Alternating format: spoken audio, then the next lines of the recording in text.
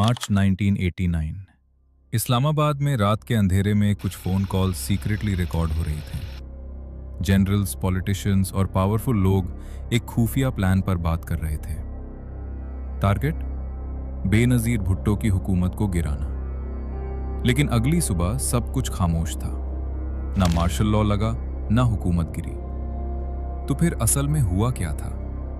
ये हैं 15 facts operation midnight jackal के बारे में। आज हम जानेंगे कि 1989 में पाकिस्तान में कौन सा खुफिया ऑपरेशन सामने आया था और क्यों आज भी इस वाक़े के कई पहलू डिबेट का हिस्सा हैं। फैक्ट नंबर 1, बेनज़ीर की हुकूमत। नवंबर 1988 में बेनज़ीर भुट्टो पाकिस्तान की पहली खातून प्राइम मिनिस्टर बनी। लेकिन शुरू से ही उनके और एस्टैब्लिशमेंट के दरमियान टेंशन्स मौजूद थे, खास तौर पर सिक्योरिटी और अफगानिस्तान पॉलिसी पर इख्तलाफ था। फैक्ट नंबर 2, ऑपरेशन का नाम इस मुबैना साजिश को ऑपरेशन मिडनाइट जैकल का नाम दिया गया। नाम मशहूर film the day of the jackal से मुतासिर बताया जाता है।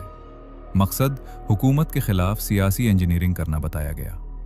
Fact number 3, टेपशुदा calls. 1979 में कुछ ऑडियो रिकॉर्डिंग सामने आई। इन रिकॉर्डिंग्स में हुकूमत के खिलाफ सियासी प्लानिंग की बातें सुनाई देती थीं। ये टेप्स मुल्क भर में बड़ी खबर बन गई। फैक्ट नंबर 4, किरदार कौन थे? रिपोर्ट्स में कुछ मिलिट्री और सियासी शख्सियत के नाम लिए गए। उन पर इल्ज़ाम था कि वो बेनज़ीर गवर्नमेंट के खिलाफ सपोर्ट जमा कर रहे थे, लेकिन किसी ने भी इस साजिश को तस्लीम नहीं किया। फैक्ट नंबर 5, प्लान किया था। इल्ज़ाम था कि नेशनल असेंबली के मेंबर्स को इन्फ्लुएंस करके हुकूमत गिराई जाए और फिर एक नई सियासी सेटअप तैयार की जाए। ये तमाम इल्ज़ामत उस वक्त बहुत संजीदा समझे गए। फैक्ट नंबर 6, क्यों नाकाम हुआ? बेनज़ीर गवर्नमेंट को वक्त से पहले इस प्लानिंग की खबर मिल गई। अथॉरिटीज़ ने रिकॉर्डिंग्स को पब्लिक कर दिया, जिसके बाद मबीना प्लान आगे नहीं बढ़ सका। फैक्ट नंबर 7, रिकॉर्डिंग्स का क्या हुआ? टेप्स मीडिया और पार्लियामेंट में डिस्कस की गईं, लेकिन उन रिकॉर्डिंग्स की ऑथेंटिसिटी पर सवाल उठते रहे। इसी वजह से मामला मजीद कंट्रोवर्शियल बन गया। फैक्ट नंबर 8, सुप्रीम कोर्ट का किरदार। मामला अदालत तक भी पहुंचा, लेकिन अवेलेबल एविडेंस को काफी नहीं समझा गया।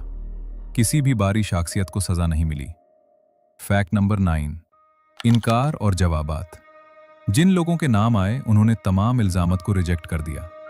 उनका कहना था कि यह सियासी प्रोपेगेंडा था और टिप्स या तो एडिट की गईं या उनकी गलत तशरीह की गई। फैक्ट नंबर 10, अमेरिका का किरदार। कुछ डिप्लोमेटिक रिपोर्ट्स के मुताबिक अमेरिका पाकिस्तान में सियासी स्टेबिलिटी चाहता था। उस वक्त अफगानिस्तान की सूरत हाल भी बहुत अहम थी, इसीलिए इंटरनेशनल पावर्स भी डेवलपमेंट्स को करीब से देख रही थीं। फैक्ट नंबर 11, नवाज शरीफ का नाम। उस वक्त ऑपोजिशन में मौजूद नवाज शरीफ का नाम भी इस कंट्रोवर्सी में लिया गया। इल्ज़ाम था कि ऑपोजिशन को एस्टैब्लिशमेंट की सपोर्ट हासिल थी, लेकिन नवाज शरीफ ने हमेशा इस बात की तरदीद की। फैक्ट नंबर 12, बेनज़ीर की पोजीशन। इस वाक़े के बावजूद बेनज़ीर हुकूमत सियासी तौर पर कमज़ोर होती गई। आखिरकार 1990 में उनकी हुकूमत डिसमिस कर दी गई, जिसने नए सियासी बहरान को जन्म दिया। Fact number 13, civil military relations. Operation midnight jackal का जिक्र अक्सर सिविल मिलिट्री रिलेशंस की मिसाल के तौर पर किया जाता है।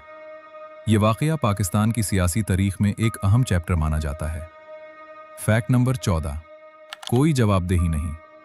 इतनी बड़ी कंट्रोवर्सी के बावजूद किसी शख्स को फाइनल तौर पर जिम्मेदार करार नहीं दिया गया। न किसी को बड़ी सजा मिली और न ही पूरा सच सामने आया। फैक्ट नंबर 15, आज भी राज। 2025 तक भी ऑपरेशन मिडनाइट जैकल के मुताल्लिक बहुत से सवालात मौजूद हैं। मुकम्मल रिकॉर्ड्स और डॉक्यूमेंट्स पब्लिक नहीं हुए, इसीलिए लोग आज भी पूछते हैं कि असल कहानी क्या थी। ये थी ऑपरेशन मिडनाइट जैकल की कहानी। कुछ फ़ोन कॉल्स, सियासी साजिश के इल्ज़ामत और एक हुकूमत जो बच गई। लेकिन सवाल आज भी वही है, क्या ये वाकई बगावत की कोशिश थी या फिर सिर्फ सियासी ड्रामा? अपनी राय कमेंट्स में ज़रूर बताएं, और अगर आप ऐसी हिस्टोरिकल मिस्ट्री वीडियोस पसंद करते हैं तो चैनल को सब्सक्राइब करना मत भूलिए।